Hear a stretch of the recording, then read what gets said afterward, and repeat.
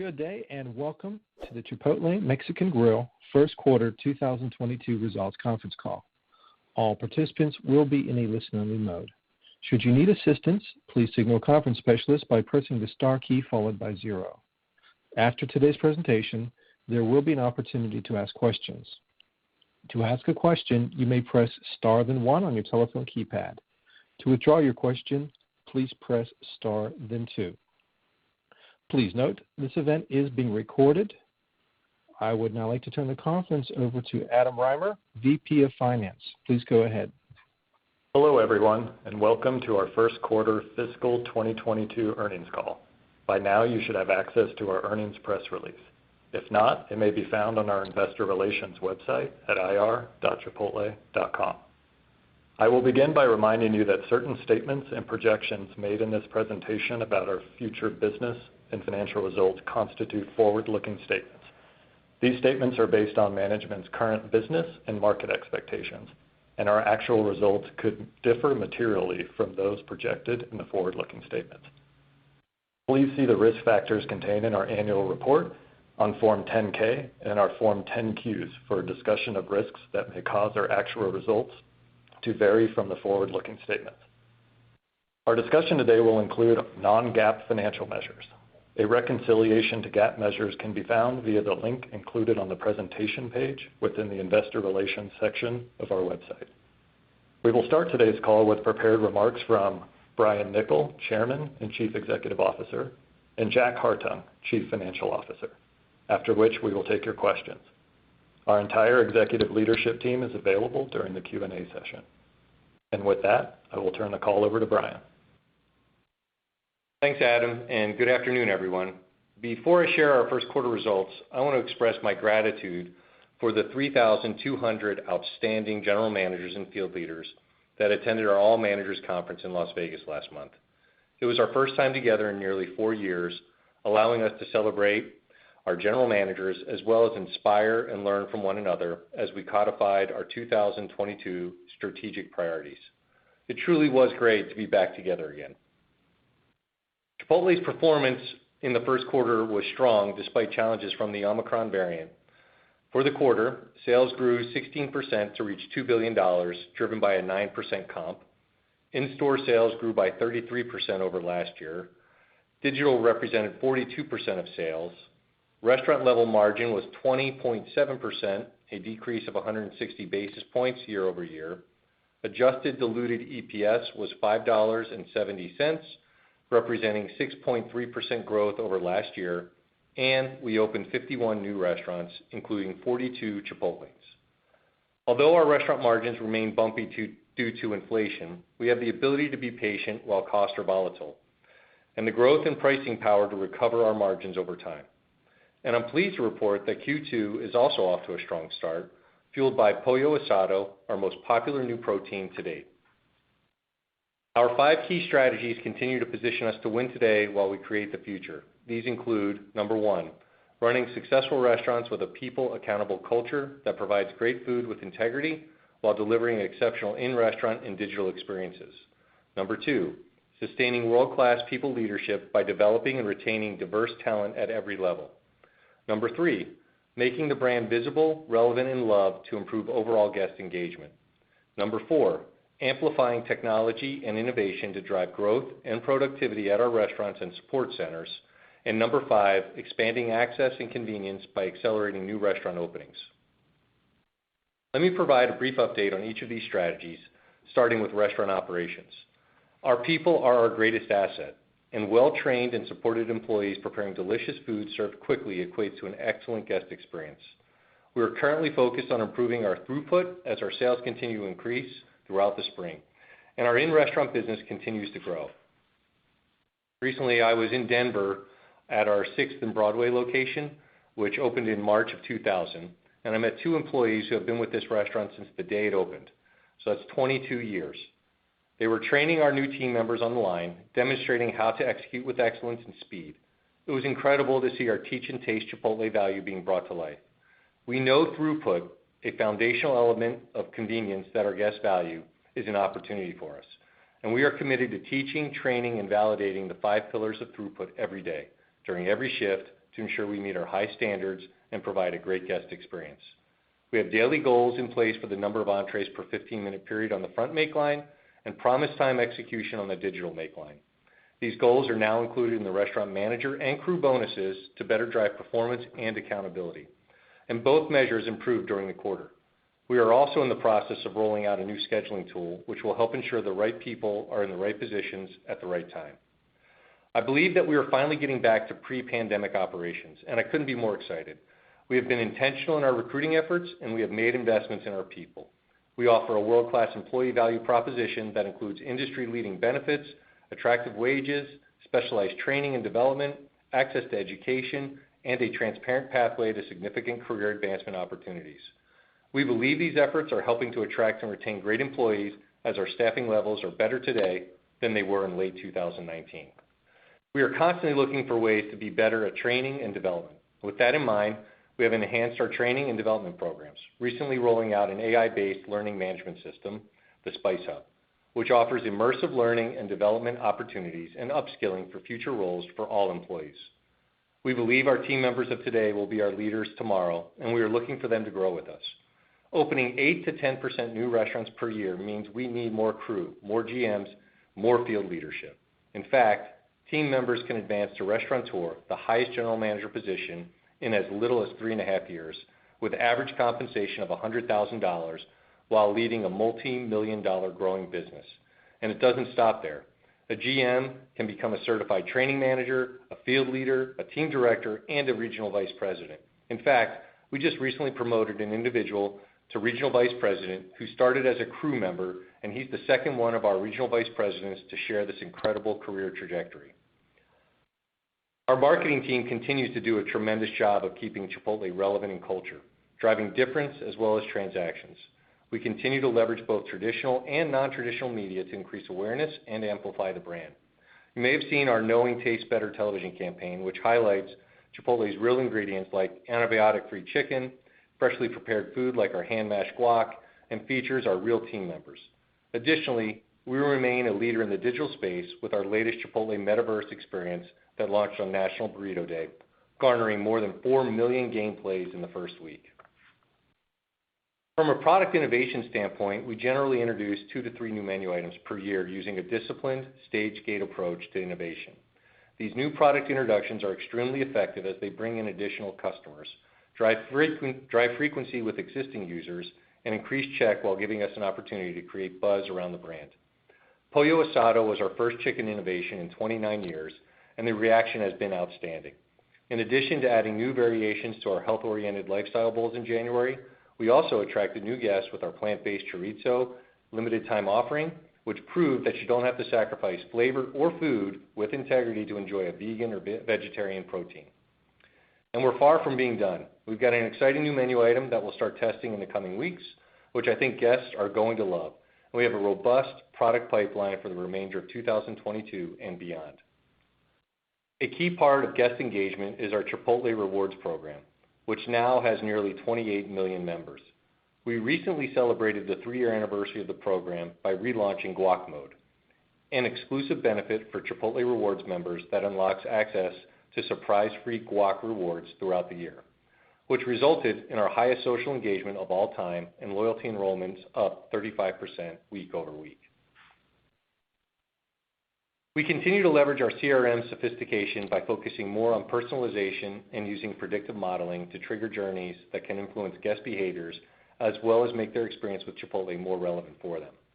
This approach uses personalized messaging to learn more about an item the guest has previously ordered, view their ordering preferences, or to see their cumulative real food print, which is a guest's potential environmental impact based on their order history. We are constantly learning, evolving, and optimizing to drive more frequency with rewards members. We are pleased with the progress to date, but believe we will get even better over time. Our ability to share relevant, personalized communications with our guests will ultimately deepen the relationship between rewards members and the brand. Our digital sales remain a big part of our business due to it being a convenient, frictionless experience that has been enhanced by continuous technology investments to improve operational execution. On average, it only takes about 10 minutes from the time a guest places an order until it's ready for pickup, which is simply outstanding. Chipotlanes also continue to outperform non-Chipotle locations due to the convenience, which is encouraging since digital order pickup is our highest margin transaction. We continue to look for ways to increase access and convenience through alternate restaurant formats, digital-only menu offerings, and leveraging our large and growing loyalty program. As a people-first company, we are investing in human capital technology to enhance the team member experience in our restaurants, creating a more efficient, consistent, and compliant environment. We recently rolled out a new labor scheduling program as well as began testing radio frequency identification technology to enhance traceability and inventory systems. Also in test is an autonomous kitchen assistant, Chippy, that integrates culinary traditions with artificial intelligence to make tortilla chips in our Cultivate Center Innovation Hub. Our goal is to drive efficiencies through collaborative robotics that will enable Chipotle's team members to focus on other culinary tasks in the restaurant. We will not sacrifice quality and deliciousness.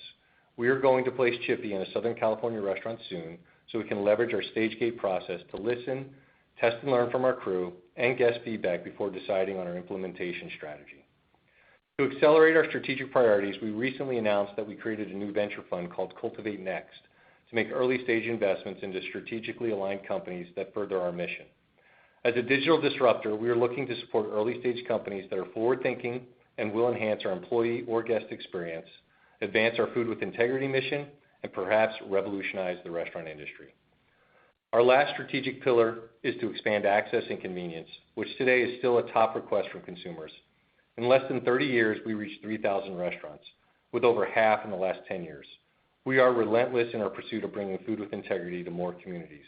We aren't even halfway to our goal of reaching 7,000 restaurants in North America and are building a real estate pipeline that will accelerate new unit growth in the range of 8 to 10% per year, with more than 80% of new restaurants featuring a Chipotle.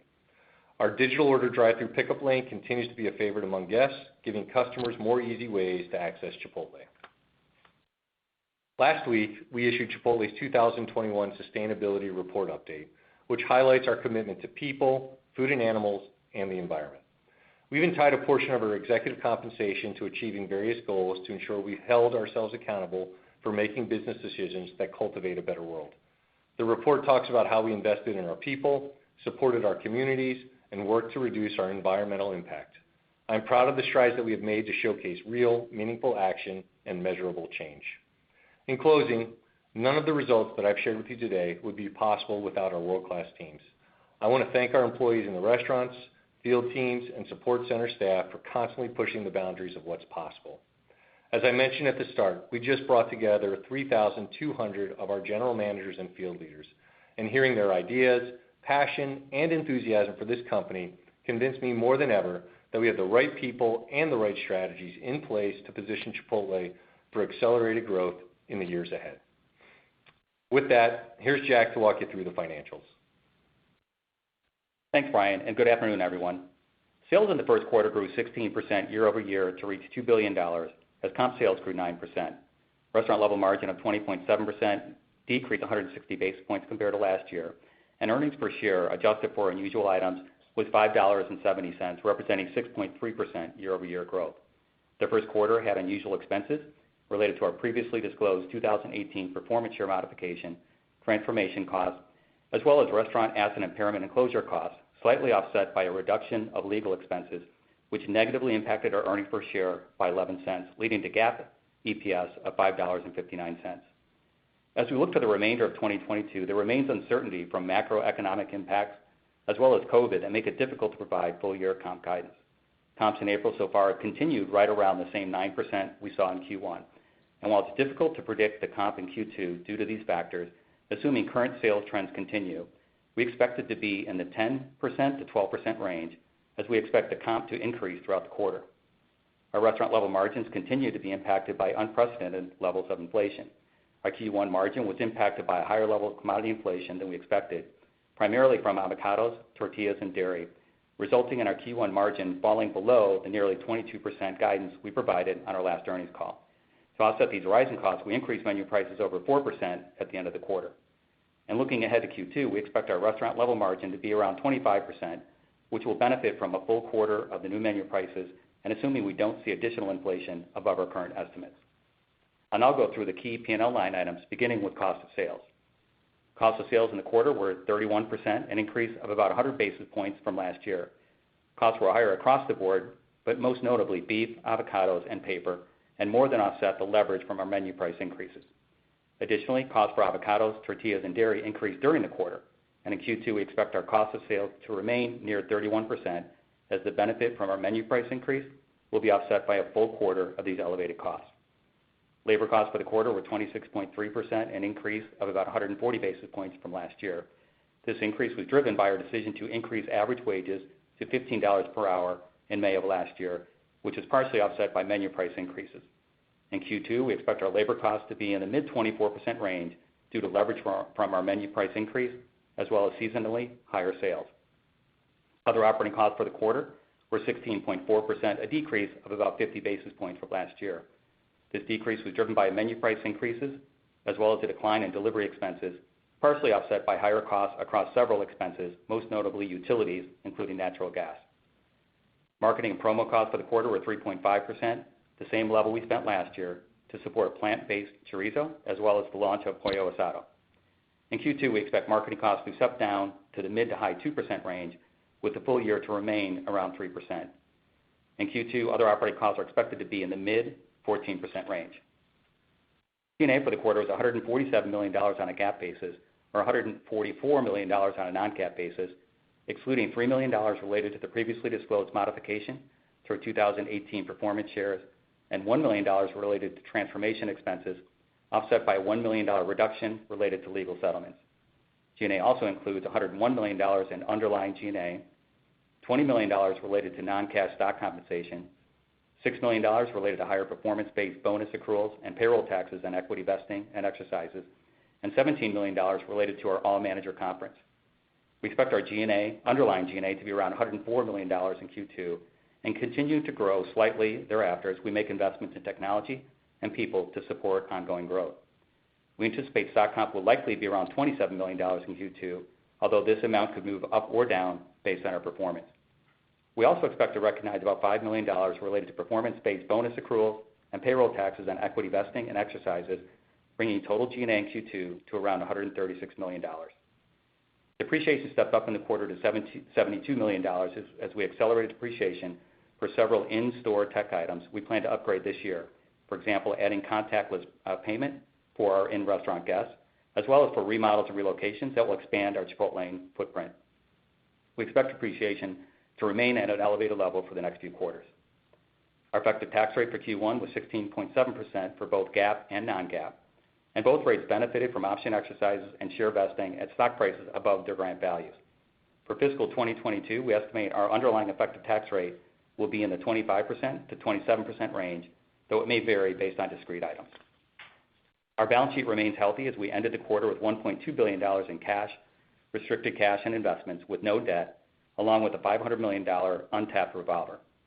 During the first quarter, we repurchased $260 million of our stock at an average price of $1,490. We increased our level of stock repurchases during the quarter when our share price fell with the market overall, and will continue to opportunistically repurchase our stock. We opened 51 new restaurants in the first quarter, of which 42 had a Chipotlane. The performance of our Chipotlanes continues to be strong, driving our new store productivity to record levels. The development team continues to do a tremendous job delivering new restaurants despite the many issues we're facing, including construction labor shortages, permitting delays, and raw material and equipment shortages. Although these issues have lengthened the timeline of our new restaurants, our pipeline continues to be strong, and we expect to open between 235 and 250 new restaurants in 2022, with at least 80% including a Chipotlane. Let me end by expressing my appreciation to our over 100,000 team members in our restaurants, in field leadership teams, and in our restaurant support centers for their efforts to serve and delight our guests. I was thrilled to see our general managers and field leaders at our all-manager conference last month and personally thank them for their dedication and hard work over the past several years and share with them the opportunity that they all have as we grow from 3,000 restaurants to 7,000 restaurants in the years to come. With that, we're happy to take your questions. Thank you. We will now begin the question and answer session. To ask a question, you may press star then one on your touch-tone phone. If you're using a speakerphone, please pick up your handset before pressing the keys. To withdraw your question, please press star then two. At this time, we will pause momentarily to assemble our roster.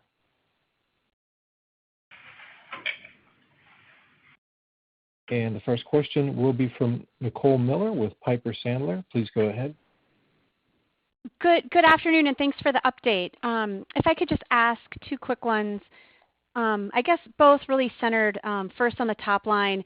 If the comp is set to improve through the quarter, is it basically saying you haven't seen any pushback on price? And if I'm looking back in a year ago in 2Q, it looks like traffic comparisons ease, like as you exit the quarter. Is there anything else?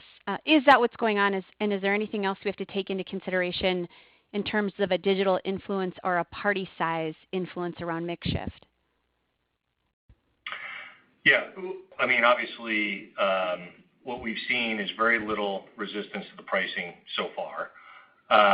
And, you know, in regard to kind of entrees per ticket, as our in-store business goes up, you know, I think it was up like 30 some odd percent this quarter, and kind of digital is held as a percentage.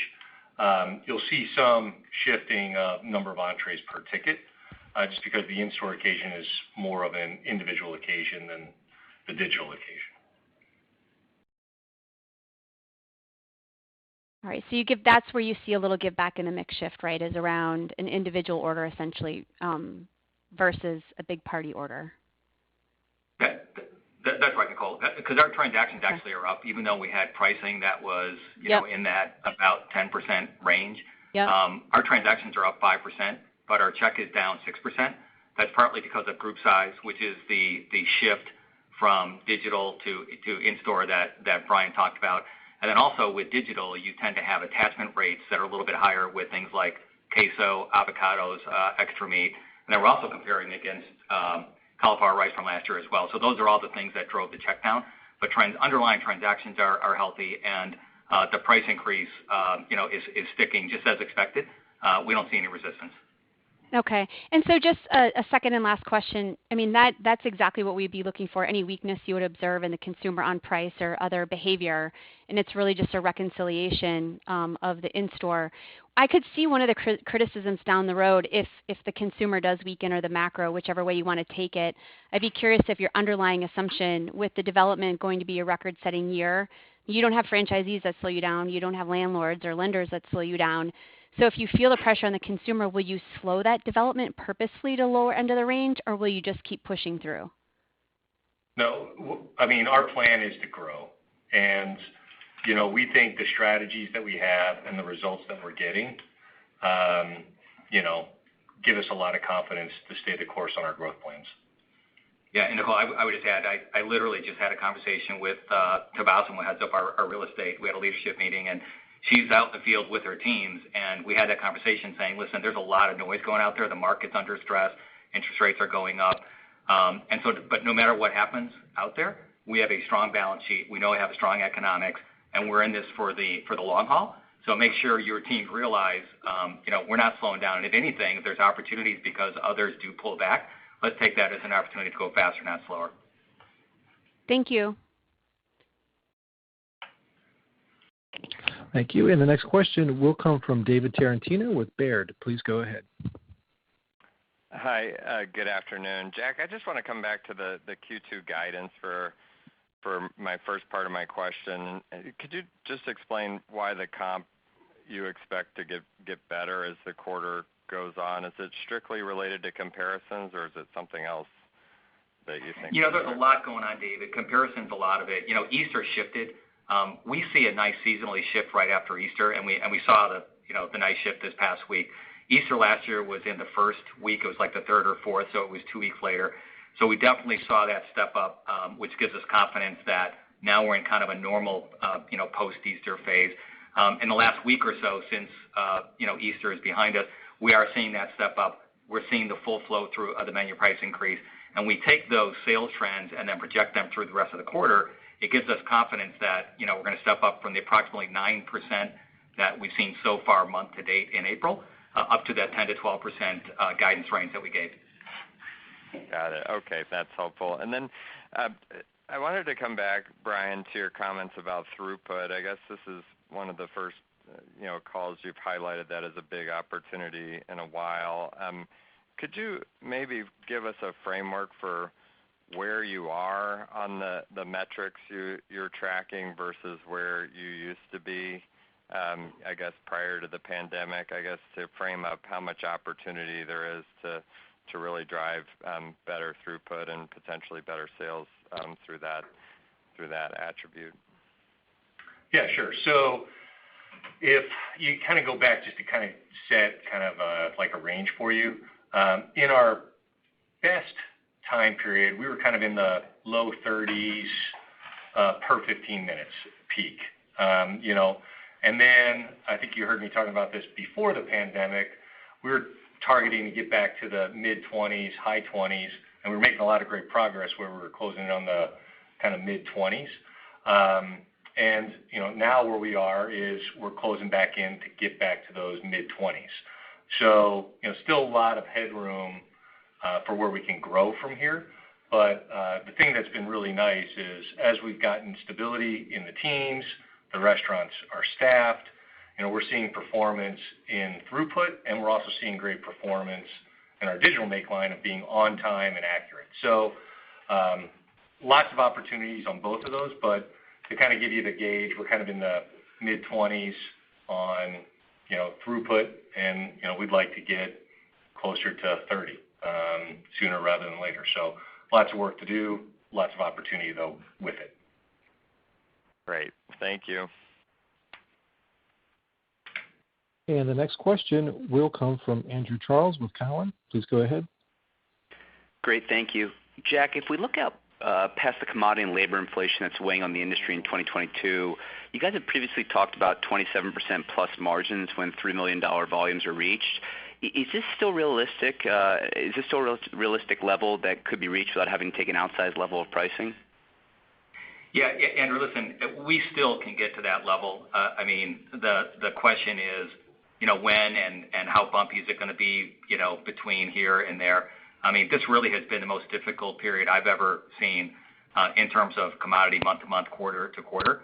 But we know that, we told in our guidance, we shared that we expect to get back to the mid-20% range.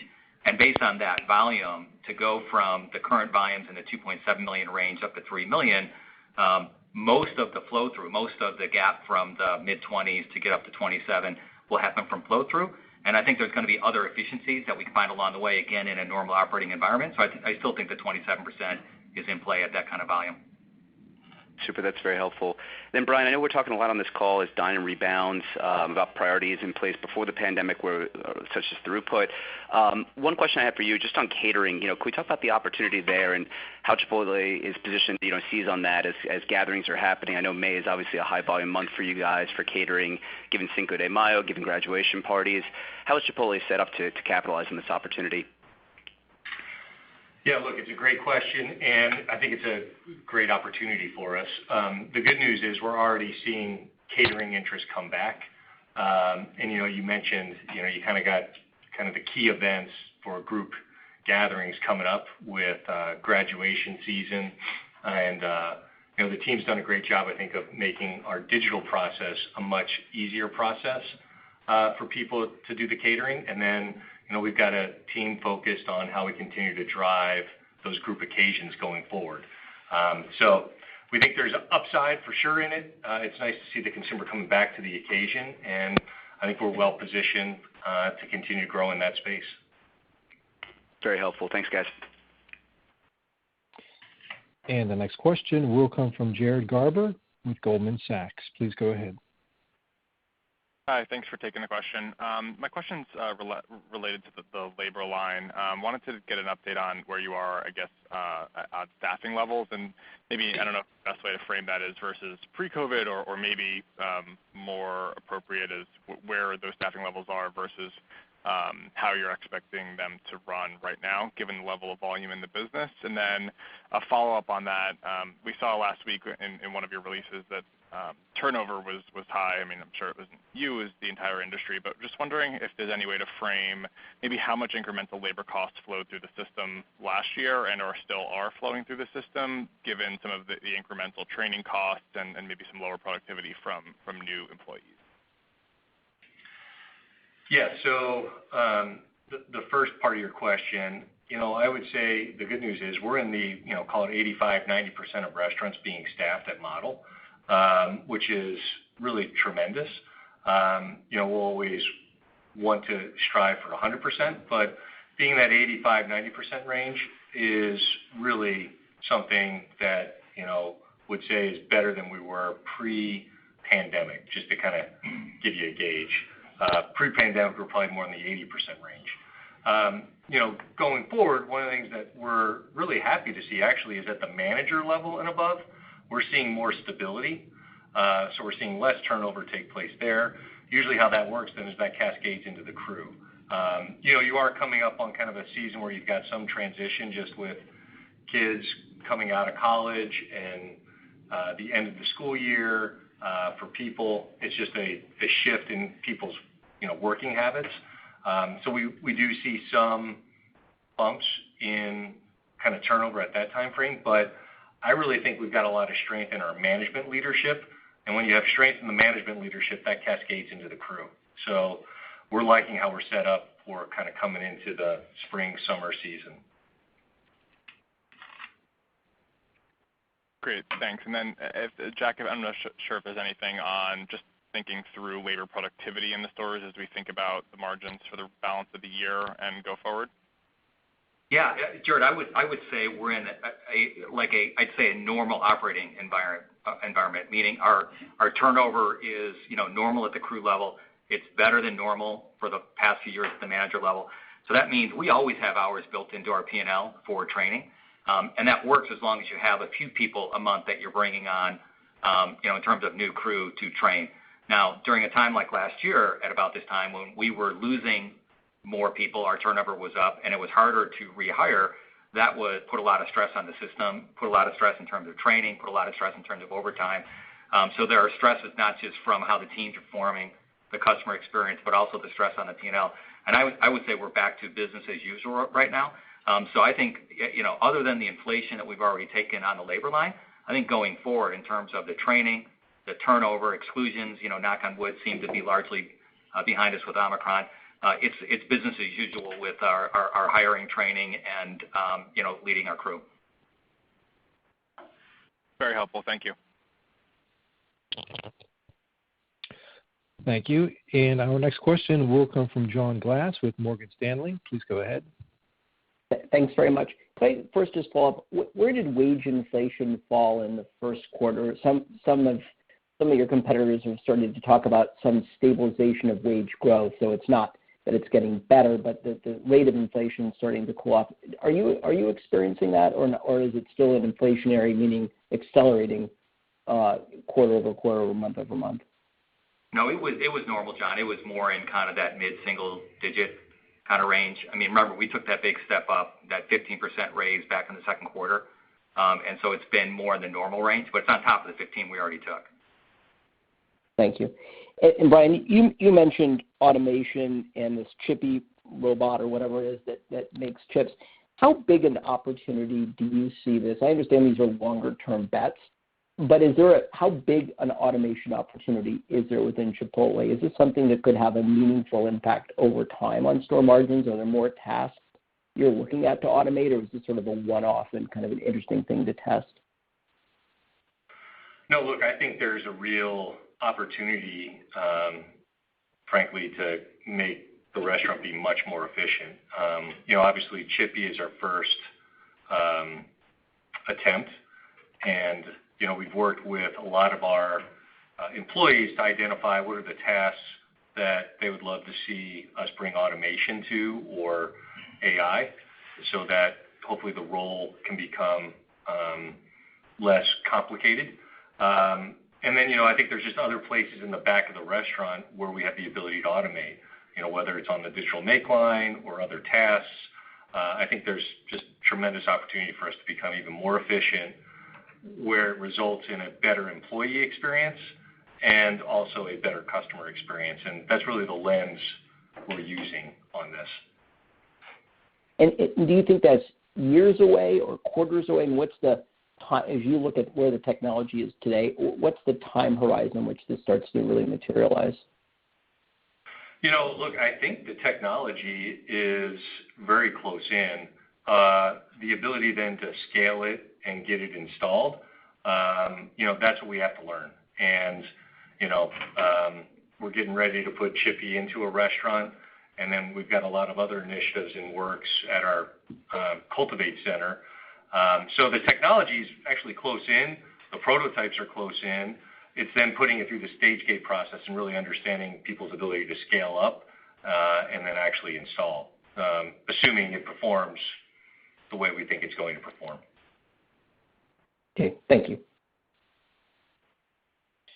The next question is from David Palmer with Evercore ISI. Please go ahead. Thanks. A quick follow-up on the throughput opportunity you mentioned. Where do you often see the bottleneck, if there is one, or that would maybe on the other side lead you to an initiative or an area of focus for you? Obviously, you're measuring people against this in terms of speed, but maybe there's a certain area in that, whether it's the kitchen or other. And I'm wondering also, is your labor scheduling tool a part of this solution?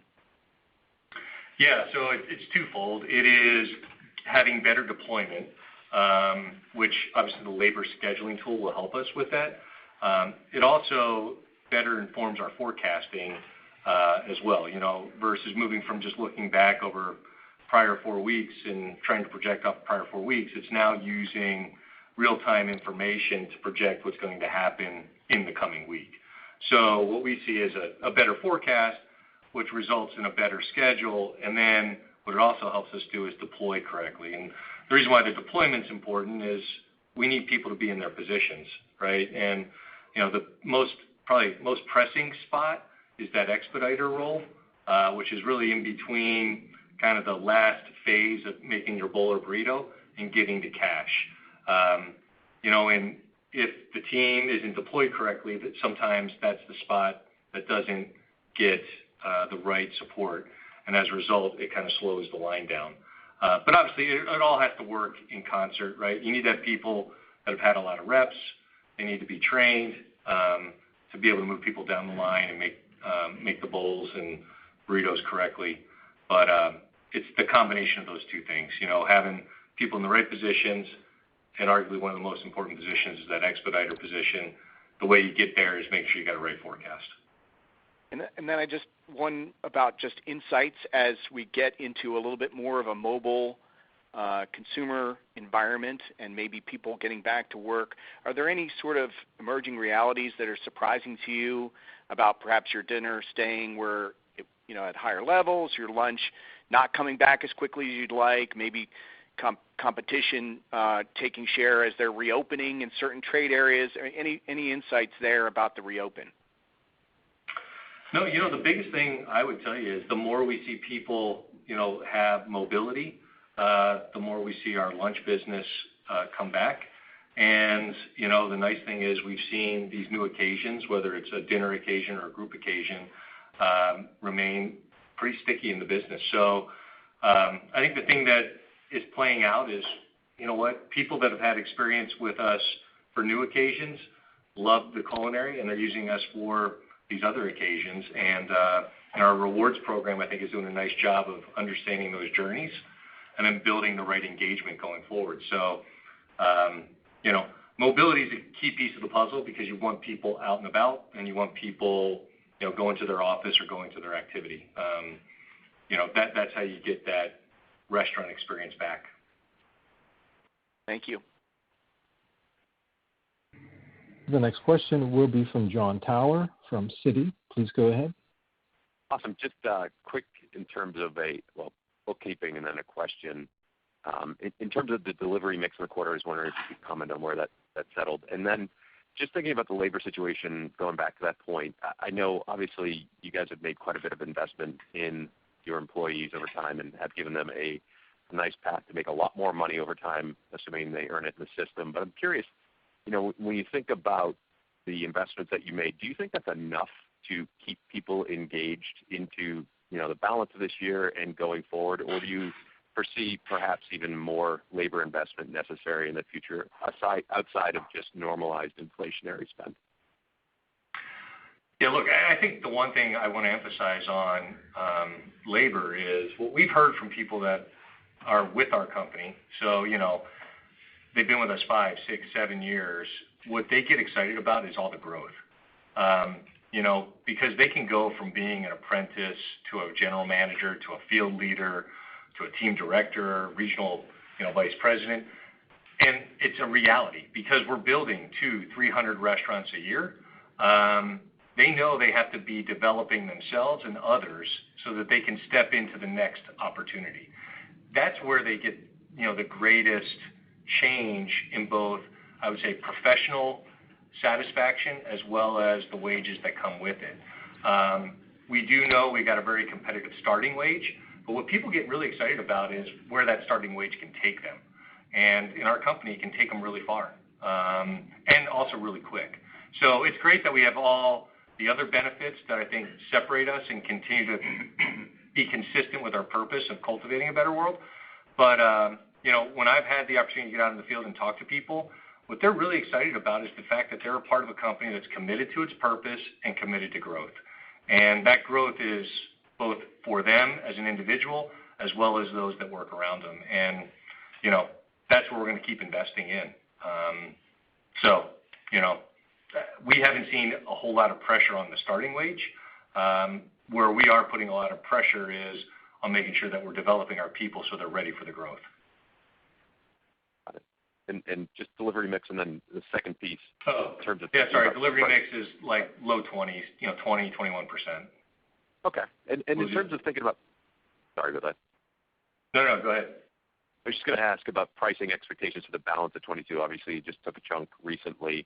Curious if all else holds for the balance of the year based upon your expectations for wage rate inflation, and obviously commodities appear to be all over the map. But at this moment, are you anticipating future pricing action in the balance of 22? Gosh, I really hope we don't have to take more pricing, but I'm going to kind of give you the same answer I've been giving you for the last, call it 12 months, which is if it moves and we can't find efficiencies to offset it, the good news is we've got the pricing power to make a move. I really don't want to be ahead of it. So I think a great example is probably what you just saw over this last quarter. Look, inflation continued to move in a big way. We saw it wasn't going away, so we had to take the pricing action that we did. And,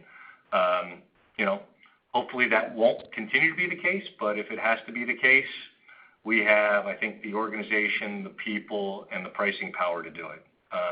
But it really is the last thing I'd like to do. Got it. Thanks for taking the questions. Thank you. And the next question will be from John Ivanko with J.P. Morgan. Please go ahead. Hi, thank you. I wanted to revisit some of the numbers that were in the ESG report that you guys published, because it did look like some of the general manager and field level turnover was actually up, 21 versus 20. Was that something that just happened, maybe in the middle of the year as part of kind of the Great Resignation, and we've seen a significant improvement in trends? I guess, did that surprise you in any way? And I guess how has some of that, normally maybe slightly more stable employee base changed as we've come into 22? Yeah, sure. So obviously that's looking back at 2021. And yeah, there were a lot of ups and downs with Omicron. There were a lot of ups and downs with wages. And, obviously that was a tough time to be running restaurants. There was a lot of situations where you were understaffed, and then it was very hard to get people to, sign up to work. And the good news is we've made tremendous progress. Obviously, we've increased our starting wage. I think we've done a much better job of explaining the growth path at our company, and then illustrating that growth path by having 90% of our promotions come from internal employees. So that's why when you fast forward to 2022, we're in just such a better place with stability, definitely at the manager level, and then I think that will follow into the crew. So, what the challenges were in 21. I think we've dealt with them, and we're leaning into our purpose, values, and growth platforms to keep people excited about being at Chipotle. And hopefully this is an appropriate follow-up, but obviously, in the last 6 months or so, labor unions have really become a very topical subject for companies that didn't, quite frankly, even mention them for years of discussion of covering some of these names, both on the retail and the restaurant side. It's obviously great that you guys recently had an all-manager conference. It was just in March. Yeah, I guess what can you do? I guess to kind of always stay in front of that issue and maybe de-risk that from a Chipotle perspective. Again, hopefully that's a appropriate question to ask on a public call. Yeah, look, I mean, what we're committed to is developing our people, and growing people that want to be at Chipotle. And the best thing we can do is make sure that they're trained so that they're successful in their job, and then that we give them a culture and a leader that develops them so they realize they have the growth opportunities at Chipotle. And that's why, look, I can't remember who asked the question, but it's kind of, hopefully you're not surprised by my answer when you ask, like, well, what's next after Chippy? Well, the answer is we talk to our employees to find out what would be the tasks that would make sense for us to automate in the restaurant to make the employee experience better. Because we know if the employee experience improves, we'll have better retention, and also we'll have better execution then for our customers. And so, we really spend a lot of time communicating and taking action on how we can improve the employee experience, and then we spend the time developing our people. And you mentioned we just had this all-manager conference, right? I mean, it was electric, man. It was so great to have all our leaders in one place, understanding the future of Chipotle and how they play such a critical role. And, we had the opportunity to have everybody in the room stand up that's been promoted over the last 4 years. And you know what? Almost every person in the room was standing up. I don't think there are many places where that happens. So we have to continue to stay committed to our purpose, our culture, and the development of our people, so that when you end up at all manager conferences, you got just about everybody in the room standing up because they've been promoted or they've developed others that have gotten promoted. So, that's what we're focused on. That's our proposition. That's who we are. If you want to be a part of that, we're going to be building lots of restaurants that present an opportunity for you to be a part of it. That's great. Thank you. The next question is from Dennis Geiger with UBS. Please go ahead. Great. Thank you. Jack, I wanted to ask another one on margins and thinking about cost pressures over the balance of the year. Great insights on the 2Q and kind of getting back to that mid-20s level already, and recognizing there's a lot of moving pieces through the year. But is there any additional color that you can share, even at a high level, in thinking about back half restaurant margins with respect to food inflation? I guess particularly in light of how Brian just spoke to pricing philosophy. If there's anything you can add at a high level there. Yeah, we just had at our leadership meeting, of my group, we talked to Carlos, our head of supply chain, and there's nothing we can see on the horizon that says things are going to retreat, that things are going to go down, but things have, at least for the time being, stabilized. So that's what right now we can hope for, is a stable environment.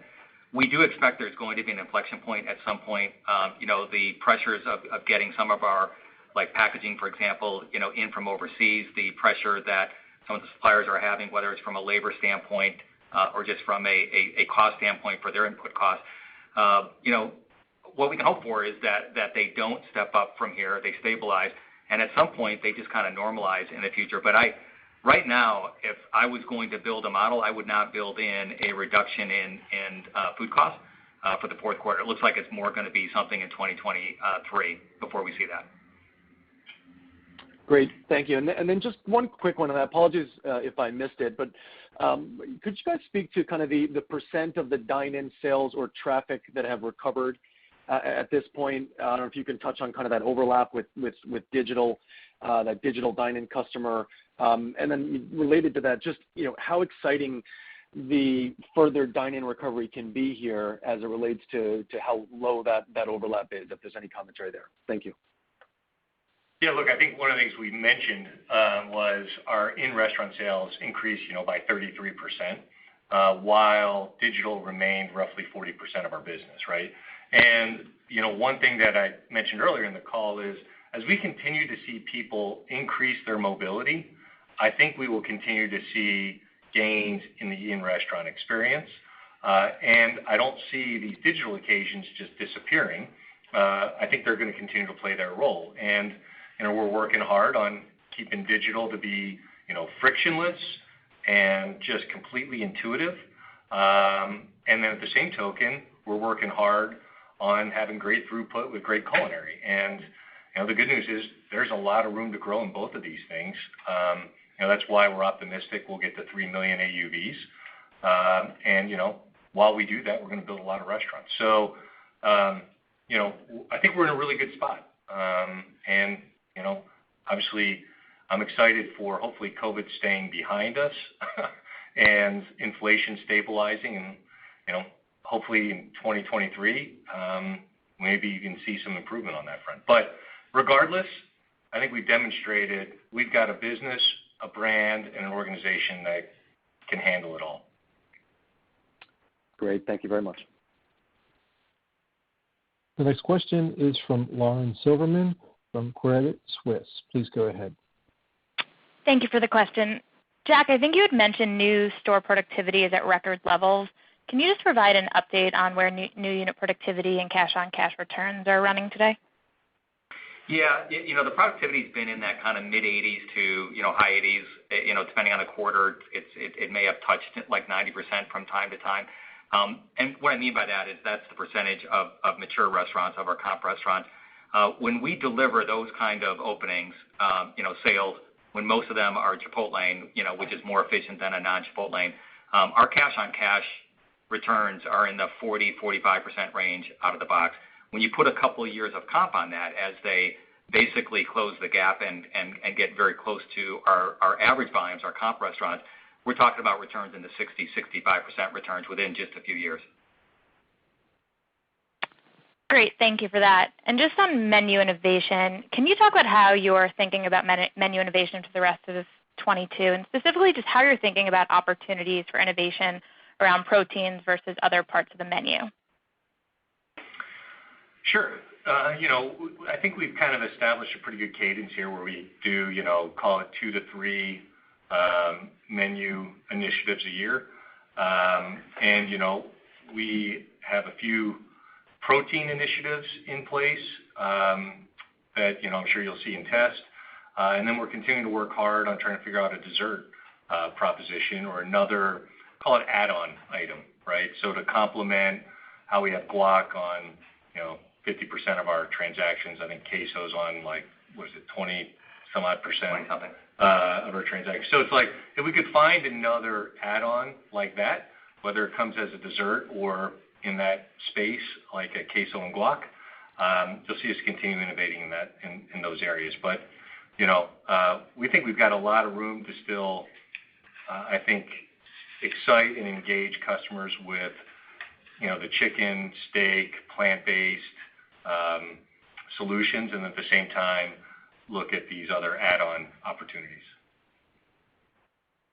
Great, thank you guys. Sure. The next question is from Brian Vaccaro from Raymond James. Please go ahead. Thanks, and good afternoon. Question was on the commodity inflation backdrop, and sorry if I missed it, but Jack, what was inflation on the basket in the first quarter? Yeah, it was in that 12 to 13% range. Again, it's the highest inflation I've ever seen. Yeah. I guess knock on wood. Yeah. Hopefully we've seen the last of it. Like I said in a few comments ago, things have stabilized for now. If you get 1 month in a row that's stabilized, that's a start. But let's see, what happens the next 2 or 3 months to see if we see stable costs. Right. And if you did see that stabilization sort of hold, would you start to see that year-on-year inflation moderate, into Q4, or at this point are you just thinking we'll be in the low teens for now until that dynamic changes? Yeah, I mean, listen, as you go throughout the year, if it stabilizes completely, that 13 is going to tick down as we compare to some of the inflation we saw last year. But, most of that 13 is going to be with us for the rest of the year. I think importantly is the food costs that we talked about being in kind of that 31% range. If commodity costs stay stable, we should stay in that range for the rest of the year. And we know that our margin, we have, our full margin potential, ahead of us. if we keep our food costs in that like 31% range. So, knock on wood that things stabilize. The price increases we've taken so far will give us that margin potential that we know is possible. All right, great. That's helpful. And then on the comps, could you just level set, if you don't take additional pricing, where would effective pricing be over the next couple quarters? And then on mix specifically, does that start to normalize now on a year-over-year basis? I know there's been some funky comparisons on the mix front the last 4 quarters now, it seems. Does that sort of flatten out next several quarters? Yeah, well, on menu prices, they'll step up a bit in the second quarter. So we'll move from call it a 10, 10.5 to like a, call it a 12.5, something like that. Then it steps down to a little under 10. Then it'll step down in the fourth quarter to like an 8.5. Mix, it just depends on the mobility that we talked about before. Mix for the foreseeable future is going to be at this lower check size because we're comparing to, last year where most of the year, a good part of the year, still had, very heavy digital. I mean, we did start stepping down near the end of the year. So I think you're still going to see like year over year, the group size is going to be lower. There's going to be relatively, in terms of a percentage growth, like we saw 33% growth in restaurant versus digital. I think you'll see some numbers like that. So I still think you're going to see some distortion where the group size is getting smaller and you're going to see transactions grow while the average check, excluding menu price increases, is going to decline a bit. But we'll keep you guys updated each quarter on what those components are. All right, that's very helpful. Thank you. I'll pass it along.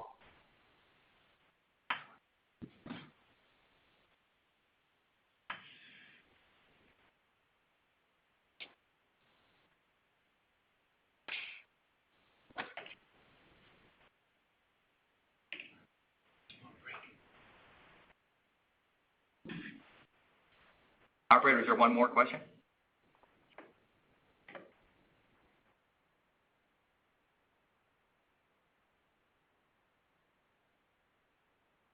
Hello? Yeah.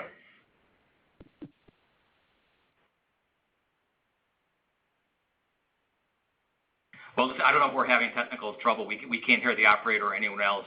We're about at the end of the time. So, Brian, I don't know if you want to make a closing comment. Yeah, sure. So I'll just close this real quick. Thanks for taking the time. Thanks for the questions.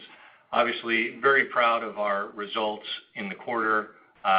Very proud of the work that's been done to date. I think the one thing that's worth reminding people, there's a few things that haven't changed, right? We have a great brand. We've got a great culture. We've got a unique purpose around cultivating a better world. And we've got tremendous growth in front of us, both within the existing restaurant, between the combination of our in-restaurant opportunity and our digital business, as well as adding additional restaurants across the country. And, one thing that I'm confident about is our culture, our people will capture the upside for this business and continue to drive growth going forward. So thank you for taking the time, and look forward to talking to you next quarter. Take care.